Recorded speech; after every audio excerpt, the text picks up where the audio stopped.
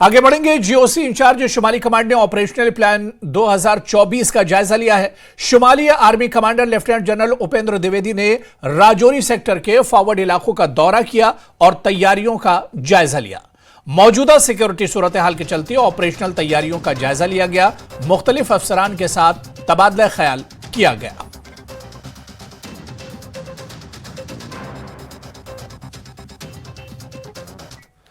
मरकजी वज़ीर दाखिला अमित शाह ने वाइब्रेंट गुजरात ग्लोबल समिट से खिताब के दौरान कहा कि मोदी की क़यादत में मुल्क की मईशत मजबूत हुई है। नई तालीमी पॉलिसी से ग्रीन एनर्जी और इलेक्ट्रिकल गाड़ियों में जबरदस्त काम किया जा रहा है।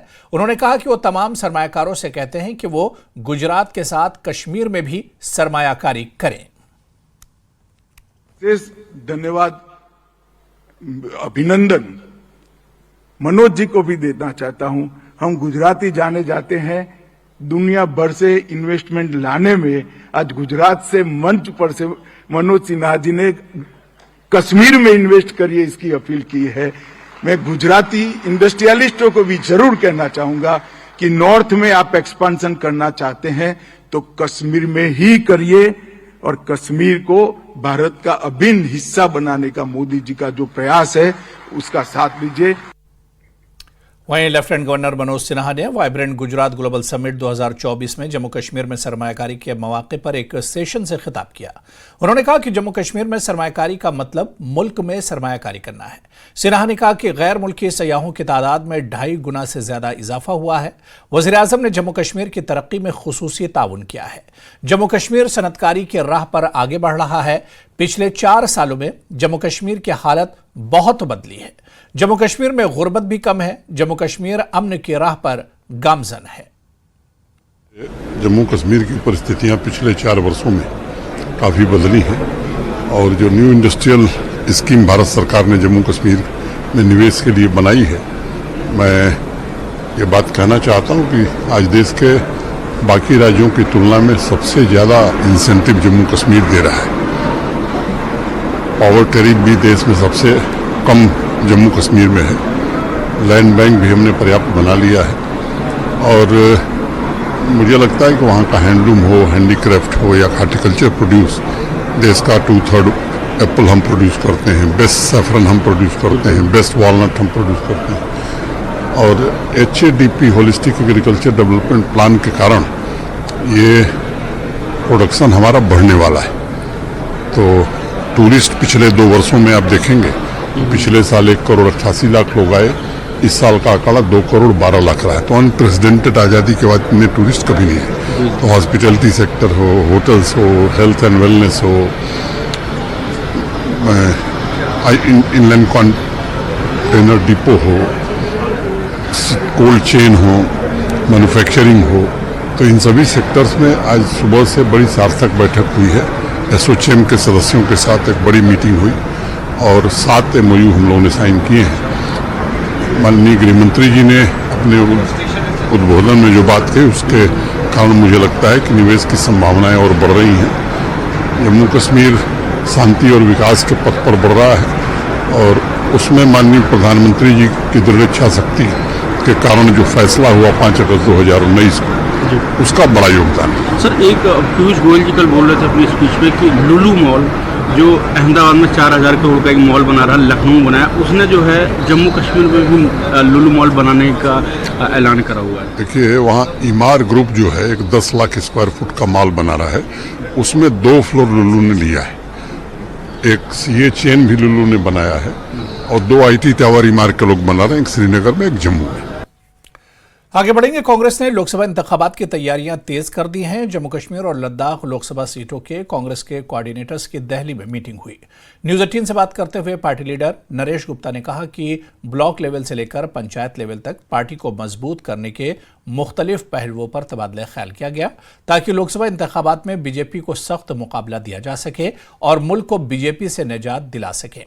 उन्होंने कहा कि जम्मू कश्मीर में भी हालात बदले हैं, लोगों में शदीद गुस्सा है। श्रीनगर के कोऑर्डिनेटर हाजी अब्दुल रशीद डार ने कहा कि वो पूरी तरह तैयार हैं। दिल्ली में कांग्रेस पार्टी के लोकसभा कोऑर्डिनेटर्स की मीटिंग थी और अभी हमारे साथ तमाम लोग मौजूद हैं। अभी तमाम लोग निकले हैं मीटिंग से। सर, क्या हुआ है मीटिंग में? देखिए, मीटिंग एक बड़ी रिजल्ट ओरिएंटेड मीटिंग हुई। यहाँ जितने भी सारे हिंदुस्तान की पार्लियामेंट्री कॉन्स्टिट्यूंसीज के जितने भी कोऑर्डिनेटर्स अपॉइंट हुए हैं रिसेंटली, उनकी एक ओरिएंटेशन प्रोग्राम यहाँ था।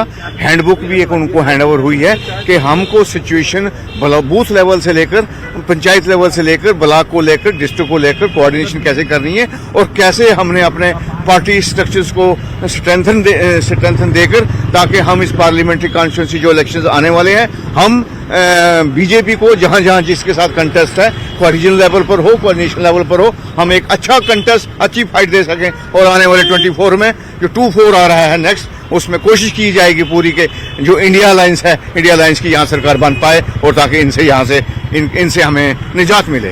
सर, अगर देखें तो ये जो पूरी तैयारी है, कितनी कांग्रेस पार्टी तैयार है? जम्बू जेट आप लोगों ने ऑर्गेनाइजेशन बनाया था, तो कितने तैयार है? देखिए, मुझे तो जहां तक दिखाई दे रहा है कि जम्मू में परिस्थिति कुछ और किस्म की भी है। एक बॉर्डर स्टेट है, एक मिलिटेंसी से बाहर निकले हुए हैं, लोगों में बड़ा रोष है। बीजेपी को लोगों ने वहां लाया था असेंबली में, वहां कोलिशन सरकार बनी थी पीडीपी के साथ।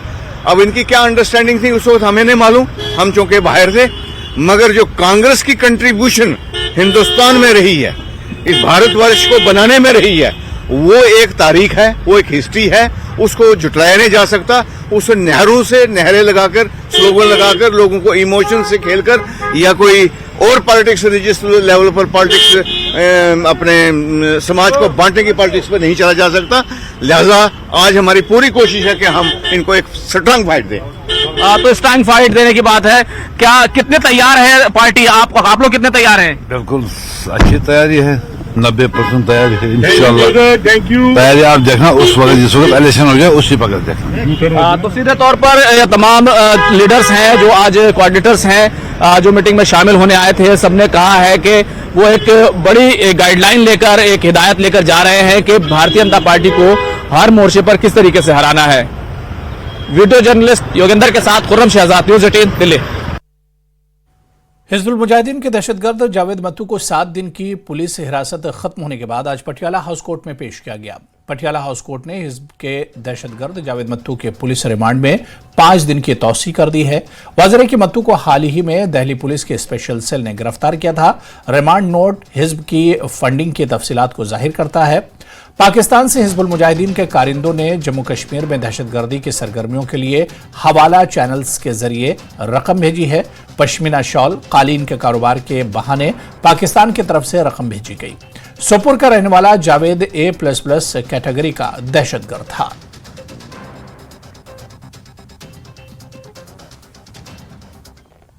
नेशनल कॉन्फ्रेंस के नायब सदर उमर अब्दुल्लाह ने एक सोशल मीडिया पोस्ट में एक वेब सीरीज का हवाला देते हुए लिखा है कि द मदर ऑफ डेमोक्रेसी का हकीकी चेहरा देखने को मिला है। एक ऐसी जगह जहां कभी तमाम जमातों, मजाहिब, पस मंजर और जम्मू कश्मीर के कुछ हिस्सों से ताल्लुक रखने वाले लोगों के मुंतखब नुमाइंदे इंतहाई अहमियत के हामिल मामलात पर कानून साजी करते थे, अब इसी जगह को अदाकार और एक्स्ट्रा टीवी ड्रामों के सेट के तौर पर इस्तेमाल करते हैं। उमर लिखते हैं कि कितनी शर्म की बात है कि जम्मू कश्मीर में बीजेपी की क़यादत वाली हुकूमत ने जमहूरियत की अलामत को, जहां वो कभी बैठकर हुकूमत करते थे, इस अफसोसनाक हालत में पहुंचा दिया है। उमर अब्दुल्ला लिखते हैं कि यहां तक कि उनके पास एक फर्जी वजीर आला भी ऐसे दफ्तर से निकलता है जहां इन्हें 6 बरस तक बतौर वजीर आला रहने का एजाज हासिल हुआ है। वो लिखते हैं कि ये कितनी शर्म की बात है। तो उधर असेंबली हॉल में ड्रामे की शूटिंग पर उमर अब्दुल्ला के ट्वीट पर रद्दमल जाहिर करते हुए बीजेपी जम्मू कश्मीर के नायब सदर युद्धवीर सेठी ने कहा कि अगर किसी फिल्म या ड्रामे की शूटिंग मंदिरों और ताजमहल में हो सकती है तो असेंबली हॉल में शूटिंग क्यों नहीं हो सकती है। सेठी ने कहा कि उमर अब्दुल्ला अपनी सियासी बुनियाद खो चुके हैं और सरासर मायूसी में ऐसे बयान दे रहे हैं।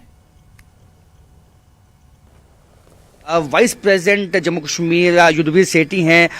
उमर अब्दुल्ला ने ट्वीट करके निशाना साधा है बीजेपी पर कि जो मंदिर है डेमोक्रेसी का असेंबली में, जहां खुद बीजेपी के लेजिस्लेटर बैठते थे, वहां से रूल करते थे, अब वहां जो एक्ट्रेस हैं और एक्ट्रेसेस जो है वो ड्रामा शूट कर रहे हैं। तो शेम की बात है ये बीजेपी के लिए। उमर अब्दुल्ला जी को मैं भाई के नाते कहना चाहता हूं, पिछले 70 सालों में वहां जो ड्रामा हुआ, पूरा देश इसका गवाह है। वहां पर बैठ के जो हिंदुस्तान विरोधी नारे लगते थे, जो तिरंगे का अपमान किया जाता था, और उसी नेताओं ने जो पहले वहां बैठते थे, जिस प्रकार पंडितों को कश्मीर के अंदर से जिस प्रकार से निकाला, क्या वो ड्रामा नहीं था? क्या तब उनको शर्म नहीं आनी चाहिए? वो 70 साल सोच के, जिन लोगों ने जम्मू और कश्मीर के अंदर हिंदू और मुस्लिम को दूर दूर रखा, आपस में लड़ाया, आतंकवाद यहां लाया, अलगाववाद यहां लाया, हवाला का पैसा यहां लाया, परिवारवाद की राजनीति की, आतंकवाद की राजनीति की, छोटे छोटे बच्चों के हाथ में पत्थर पकड़वाया। ड्रामेबाज तो ये थे, ये एक्टर थे, खुद अपने बच्चे बाहर पढ़वाते थे और यहां पे एक्टिंग करके बेगुनाह लोगों को मरवाते थे। कितना कत्लेआम कराया मुस्लिम भाइयों का, हिंदू भाइयों का वहां पर। एक्टर तो ये लोग हैं जिनको शर्म आनी चाहिए। आज जम्मू कश्मीर सचमुच प्रगति की तरफ बढ़ चुका है जी। इसके साथ साथ युद्धवीर जी, आपको लगता है कि जो ये ड्रामा शूट हुआ है, क्या ये ठीक है, वो गलत था अपनी जगह पे, लेकिन ये जो ड्रामा शूट हुआ है अगर असेंबली में, तो ये क्या सही स्टेप है? देखें, जम्मू विकास की तरफ बढ़ चुका है, यहां लोगों का डर खत्म हो चुका है। यहां पर कश्मीर की वादियों में भी ड्रामे होंगे, असेंबली में भी ड्रामा होता है, इसमें कोई शक नहीं है। ये प्रॉपर्टी लोगों की प्रॉपर्टी है। अगर एक ताजमहल के अंदर जाके शूटिंग हो सकती है, एक मंदिर के अंदर शूटिंग हो सकती है, अयोध्या मंदिर के अंदर राम मंदिर यहां बन रहा है, वहां शूटिंग हो सकती है, तो इस असेंबली के अंदर शूटिंग होगी तो क्या हो गया? सिर्फ उमर अब्दुल्ला जी को पता है, आने वाले चुनाव हैं, जमीन खिसक चुकी है, अपने वोट बैंक को किस प्रकार से मैं इकट्ठा कर सकूं, इसके लिए ऐसे बयान देते हैं। तो जब ताजमहल में और मंदिर में शूटिंग हो सकती है, तो असेंबली में भी शूटिंग हो सकती है, और उमर अब्दुल्ला की जो सियासी जमीन खिसक चुकी है, इसलिए वो इस तरह के ट्वीट और बयान दे रहे हैं। कैमरामैन साहब भट्ट के साथ राजेंद्र वैद, न्यूज़ 18 जम्मू। पीडीपी के जनरल सेक्रेटरी गुलाम नबी लोना हांजुरा ने एक प्रेस कॉन्फ्रेंस से खिताब करते हुए कहा कि इस माह बिजली के बिलों में इजाफा हुआ है। लोन ने कहा कि 40 से 50% तक इजाफा हुआ है। वो इलाके जहां फ्लैट रेट 920 रुपये थे, वहां 1300 रुपये तक पहुंच गया है। मीटर वाले इलाकों में भी 15% इजाफा किया गया है, जो गरीब लोगों पर बहुत बड़ा बोझ बन रहा है। उन्होंने कहा कि बीपीएल और एएवाई को पिछली हुकूमतों से बिजली के बिलों में 50 से 60% की छूट मिलती थी, वो भी खत्म हो चुकी है। उन्होंने कहा कि सूरत हाल यह है कि अगर किसी को पीएमएवाई के तहत शेड मिलता है, जब इसके पास सिर्फ एक बल्ब होता है, लेकिन उसे माहाना 1300 रुपये अदा करना पड़ते हैं। उन्होंने मरकजी हुकूमत और लेफ्टिनेंट गवर्नर इंतजामिया से अपील की है कि वो इस पर गौर करे और गरीबों की तकालीफ को खत्म करने के लिए इजाफी रकम वापस लें। बिजली फीस में हाइक की गई है, और वो हाइक मामूली हाइक नहीं है, बल्कि मुझे लगता है 40-50% की हाइक है। जहाँ पर फ्लैट रेट्स हैं उसमें 920 अगर बिल आ रही थी, तो आज 1300 की बिल आ रही है। जो मीटर्ड एरिया है उसमें भी उन्होंने 15% की हाइक कर दी है, जबकि सरकार ने खुद ये बताया था प्रेस कॉन्फ्रेंस करके कि हमने इलेक्ट्रिक ड्यूटी जो है उसको ख़त्म करके 15% को फेयर में तब्दील किया है।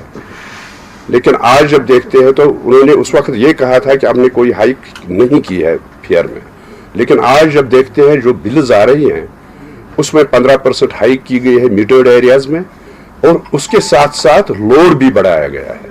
अगर किसी का लोड 1 किलोवाट था उसको 1.5 किलोवाट किया गया, अगर 1.5 किलोवाट था उसको 2 किलोवाट किया गया था। ऐसी ही सूरत हाल जो नॉन मीटर्ड एरियाज हैं उनमें भी ऐसी ही सूरत हाल है, उसमें एक तरफ से लोड को बढ़ाया गया है, दूसरी तरफ से हाइक की गई है। तो मुझे लगता है कि ये गरीबों के ऊपर एक तलवार चलाई जा रही है यहाँ जम्मू कश्मीर में, और ये जो इसकी हम मजम्मत करते हैं, हम ये मुतालबा करते हैं दिल्ली सरकार से भी और एलजी सरकार से भी कि इस पर नजरसानी की जाए।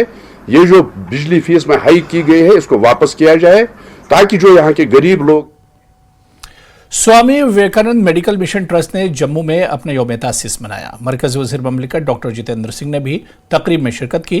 जितेंद्र सिंह ने कहा कि वज़ीर आज़म नरेंद्र मोदी ने स्वामी विवेकानंद के विजन को अमली जामा पहनाया है और हम हिंदुस्तान को उभरते हुए देख रहे हैं। उन्होंने कहा कि नरेंद्र मोदी की तरफ से शुरू किए गए स्टार्टअप्स में हर गुजरते दिन के साथ कामयाबी के साथ इजाफा हो रहा है और भारत बायोटेक्नोलॉजी के मैदान में भी उभरा है।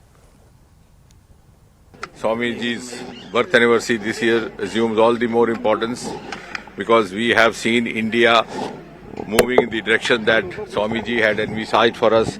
The vision which Swamiji placed before us in the late 19th century is now being actualized under the leadership of Prime Minister Modi. And in a single sentence, I would rather put it this way, in brief, that Prime Minister Modi has successfully translated Swamiji's vision for India on ground. And the manner in which Swamiji had visualized that India had the inherent strength and potential to conquer the world on the strength of its spiritual and intellectual prowess is now being accepted universally. We have proven ourselves as one of the first-line nations of the world, and today we are in a position where instead of being led by the rest of the world, we can give leads in more ways than one. तो खबरों का सिलसिला जारी रहेगा, लेकिन यहां पर रुकेंगे बहुत छोटे से ब्रेक के लिए।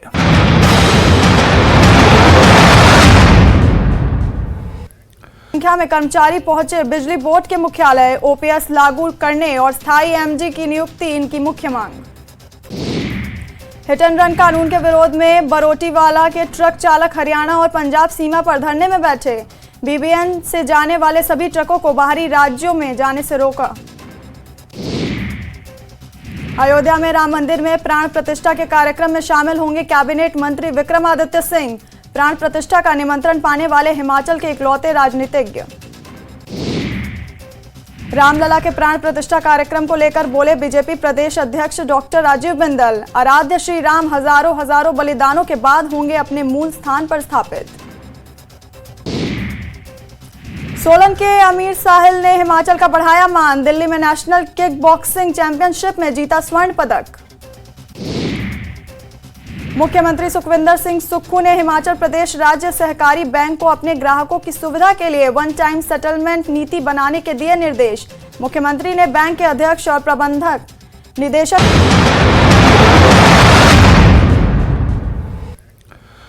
महकमा दस्तकारी और हैंडलूम कश्मीर ने इदराक के ताउन से arts emporium heritage building residency road Srinagar में नक्शो निगार आर्ट क्राफ्ट और फोटोग्राफी नुमाइश का एहतमाम किया। इस नुमाइश में फनकारों की बड़ी तादाद ने शिरकत की और अपने फन, दस्तकारी और फोटोग्राफी के जरिए अपनी सलाहियतों का मुजाहरा किया। डिविजनल कमिश्नर कश्मीर के साथ डायरेक्टर हैंडीक्राफ्ट और दीगर सीनियर अफसरान ने भी इसमें शिरकत की।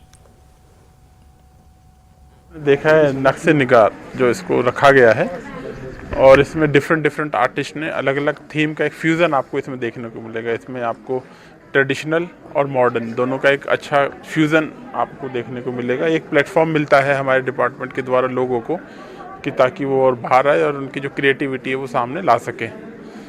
और हमारे जो यूथ की खासकर आपने देखा होगा सभी जो है इसमें यूथ है, तो आपके माध्यम से भी अगेन रिक्वेस्ट रहेगी कि ज़्यादा से ज़्यादा जब आप इनको दिखाएंगे तो और लोग यहाँ पे आए और इसका लुत्फ़ ले और देखें और कारीगर और जो हमारे आर्टिस्ट हैं इनको जो है एक प्रेरणा मिलती है और ये मोटिवेट होते हैं टू डू मच बेटर। मैं एज अ कैलीग्राफर यहाँ आई हूँ, एज एन आर्ट मेरा फॉर्म है और कैलीग्राफी। आप देख सकते हैं ये 3 मेरे पीसेस हैं एंड इसमें जो पहला वाला है दिस इज़ टेक्सचर आर्ट, जिसमें मैंने टेक्सचर से काबा और मदीना बनाया है with calligraphy. And the second one this is सूरा अनम और इसमें मैंने नक्काशी की है विद गोल्डन लीफ के ऊपर मैंने सोचा कुछ डिफरेंट ट्राई कर। एंड दिस वन ये कैनवास पे है, दिस इज़ दुआ है, ये ला इलाहा इल्ला अंत सुब्हानक इन्नी कुन्तु मिनल ज़ालिमीन और एक कॉन्सेप्चुअल पेंटिंग है। इसका एक्चुअली मकसद ये था कि जब हज़रत यूनुस अलैहिस्सलाम व्हेल के के अंदर थे और उन्होंने ये दुआ पढ़ी थी, तो मैंने वही सी बनाया, वेल बनाया एंड वो दुआ उसके ऊपर। बहुत ज़्यादा इवेंट ये इंपॉर्टेंट होते हैं, इससे एक आर्टिस्ट को एक एक्सपोजर मिलता है और इससे बहुत सारे लोगों से हम इंटरेक्ट कर पाते हैं और हमें सीखने को मिलता है कि अलग अलग आर्ट फॉर्म्स को देखने को मिलता है। जैसे यहाँ पे बहुत सारे आर्टिस्ट आए हैं तो हमें भी देखने को मिल रहा है उनके बारे में और पर्सनली हमें भी एक एक्सपोजर मिल रहा है इससे। मैं एज अ कैलीग्राफर पार्टिसिपेट किया है और ये मेरे वर्क से जो हमने एग्जिबिट किया है। मैं रहनावारी इलाके से ताल्लुक़ रखती हूँ और मैं 12th क्लास में पढ़ती हूँ and I am be doing calligraphy from almost a year now. बहुत ज़्यादा ज़रूरी है बिकॉज मैं फ़र्स्ट टाइम आई हूँ और यहाँ इतना इंसान को अच्छा रिस्पॉन्स मिलता है, आप पता चलता है कि कौन कितना आगे बढ़ सकता है और ऐसे इंसान इनकरेज भी होता है to do more and I think for youth it's very important कि हमको ऐसे इवेंट्स देखने को और मिले। महकमा एक्साइज राजौरी ने तहसील नौशहरा में मुख्तलिफ छापों के दौरान 3000 किलोग्राम लहान को तबाह कर दिया ताकि गैर कानूनी शराब की रोकथाम की जा सके। तहसील नौशहरा के नौनियाल गोड़ा कलीसा भवानी टाइन मिल के जंगलाती इलाकों और मुल्हिका इलाकों में छापों का सिलसिला जारी है। डीसी बडगाम ने क्राफ्ट टूरिज्म विलेज कान्हामा में सहूलियात का जायजा लिया। कारीगरों के साथ बातचीत करते हुए कहा कि ये सहूलियात सयाहों के तवज्जो का मरकज हैं। डीसी ने कानी शॉल बनाने वाले कारीगरों का मुजाहरा देखा और उनके साथ बातचीत भी की।